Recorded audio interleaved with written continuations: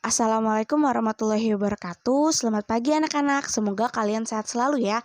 Nah, kemarin kita telah belajar tentang interaksi keruangan dalam kehidupan di negara-negara ASEAN, yaitu bab 1.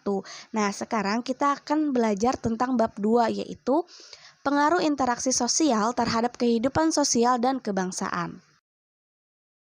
Nah, yang akan dibahas dalam bab 2 ini, yang pertama adalah mobilitas sosial, yang kedua pluralitas masyarakat Indonesia, yang ketiga konflik dan integrasi dalam kehidupan sosial.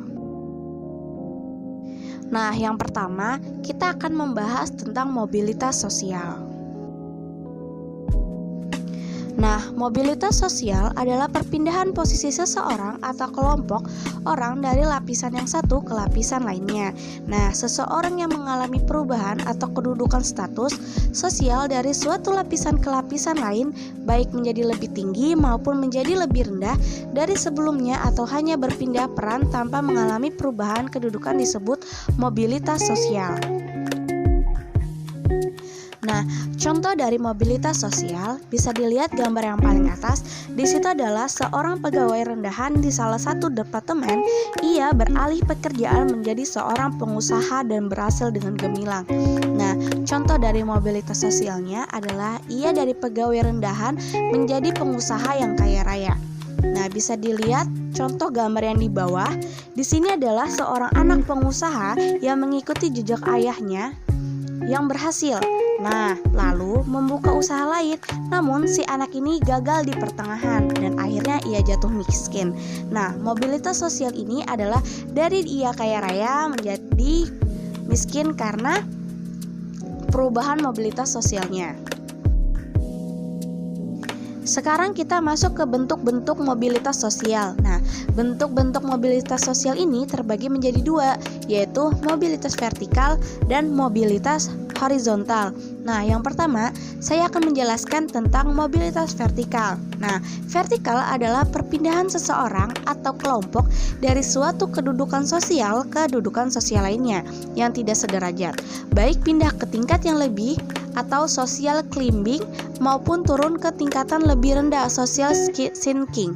Nah, mobilitas vertikal ini dibagi menjadi dua, yaitu mobilitas vertikal ke atas atau bisa dibilang social climbing dan mobilitas vertikal ke bawah social sinking. Mobilitas vertikal ke atas atau social climbing merupakan mobilitas yang terjadi karena adanya peningkatan status atau kedudukan seseorang atau naiknya orang-orang berstatus sosial rendah ke status sosial yang lebih tinggi. Nah, misalnya seorang guru di salah satu sekolah, ia menjalankan tugasnya dengan baik. Nah, melaksanakan administrasi dengan penuh tanggung jawab dan berbagai kegiatan sekolah. Nah, karena tanggung jawabnya yang baik dan prestasinya, seorang guru diangkat menjadi kepala sekolah. Nah, di sini adalah contoh dari vertikal ke atas, dari yang dia jadi guru menjadi kepala sekolah.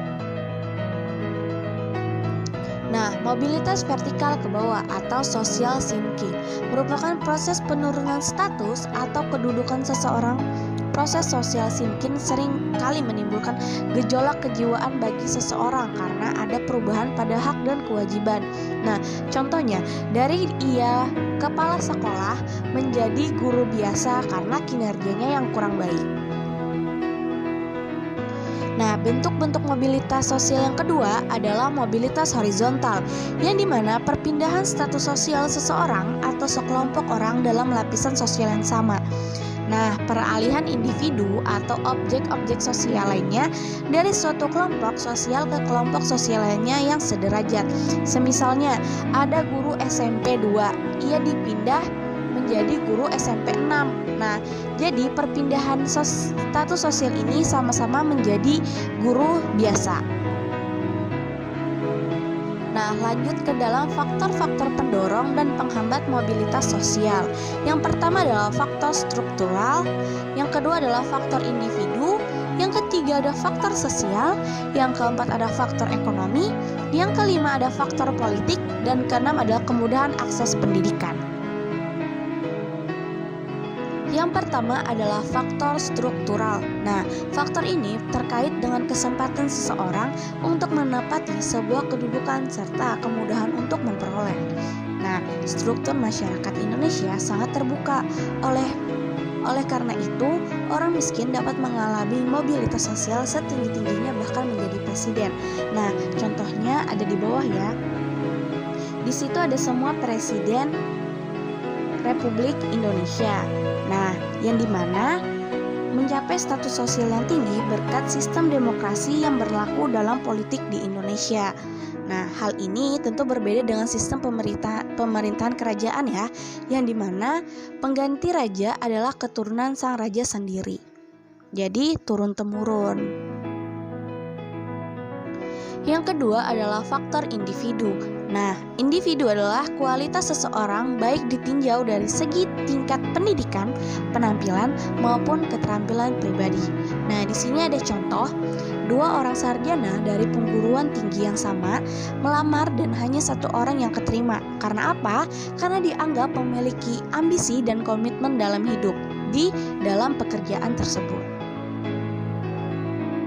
Yang ketiga adalah faktor sosial. Setiap manusia dilahirkan dalam status sosial yang dimiliki oleh orang tuanya.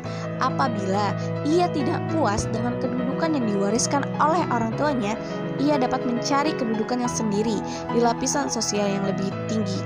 Nah, jadi ia gigih untuk menaikkan derajat atau sosial orang tuanya. Yang keempat ada faktor ekonomi. Keadaan ekonomi dapat menjadi pendorong terjadinya mobilitas sosial. Nah, keadaan ekonomi yang baik memudahkan individu dan kelompok melakukan mobilitas sosial. Dengan kondisi ekonomi yang baik, mereka mudah untuk memperoleh modal, pendidikan, dan kesempatan lainnya. Nah, hal ini tentu berbeda dengan masyarakat yang mengalami kesulitan ekonomi atau bahkan kesulitan memenuhi kebutuhan dasarnya.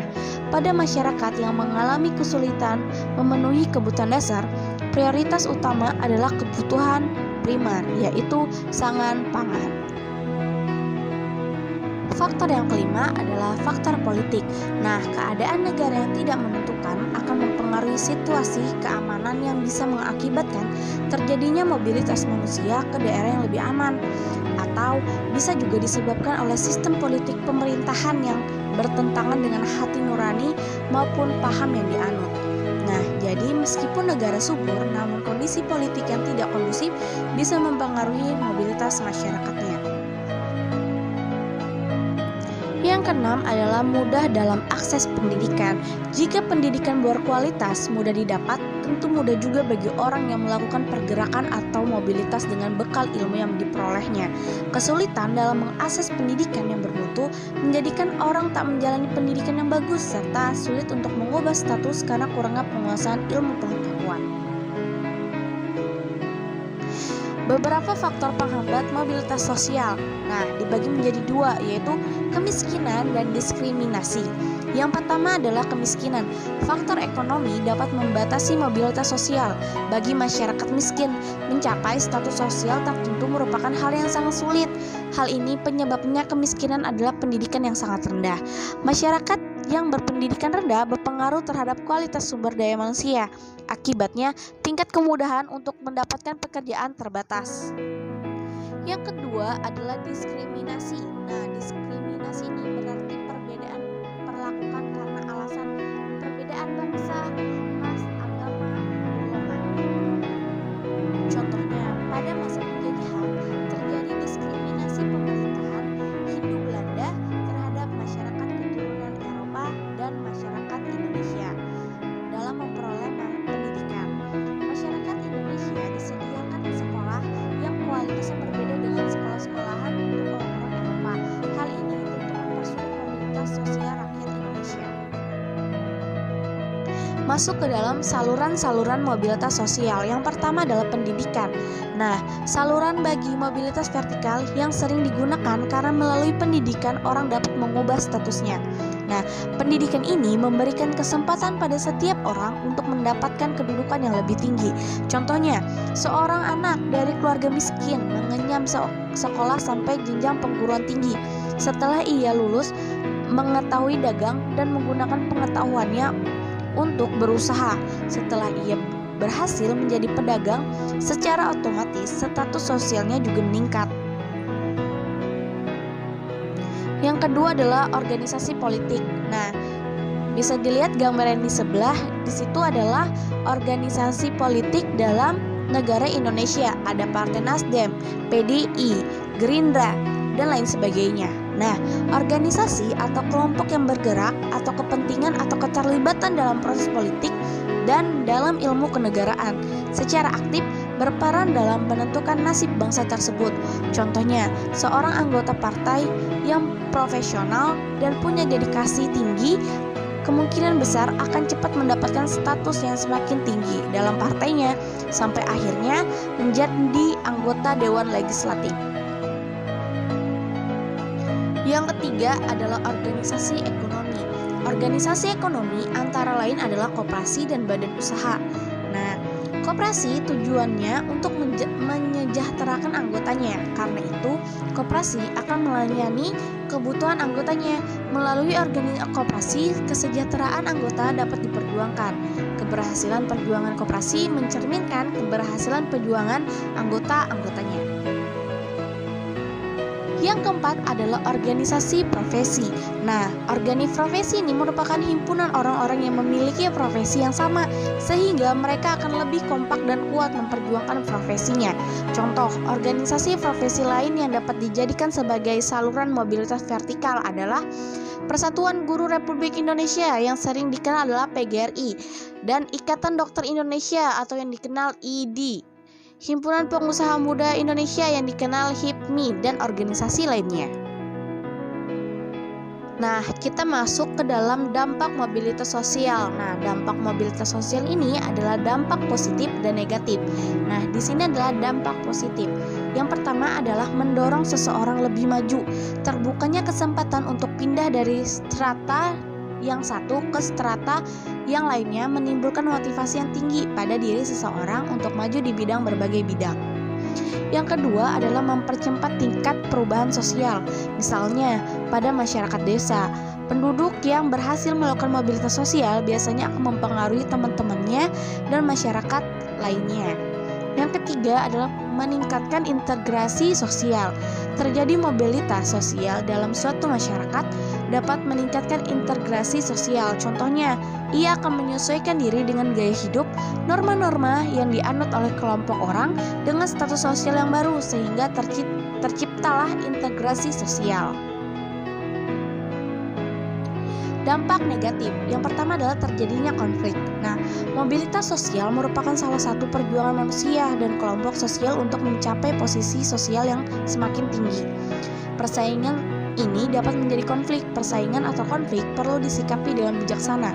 Persaingan tidak dapat dihindarkan, tetapi persaingan yang tidak sehat akan menyebabkan konflik. Karena itulah, setiap perubahan sosial hendaknya selalu dikelola dengan sikap yang sangat positif. Yang kedua adalah gangguan psikologis. Perasaan khawatir kehilangan jabatan memasuki masa pensiun pada individu biasa mengakibatkan gangguan psikologis. Mudah gelisah, stres, akan melahirkan berbagai penyakit fisik dan psikis. Contohnya, darah rendah, asam lambung, insomnia merupakan penyakit yang salah satu disebabkan oleh gangguan psikis. Gangguan seperti ini di atas tentu tidak akan terjadi pada individu yang lapang dada, menerima keadaan, dan kemudian bertekad untuk berubah. Nah, mungkin itu saja yang bisa dapat saya sampaikan. Kurang lebihnya saya mohon maaf. Wassalamualaikum warahmatullahi wabarakatuh. Selamat pagi, semoga kalian sehat selalu.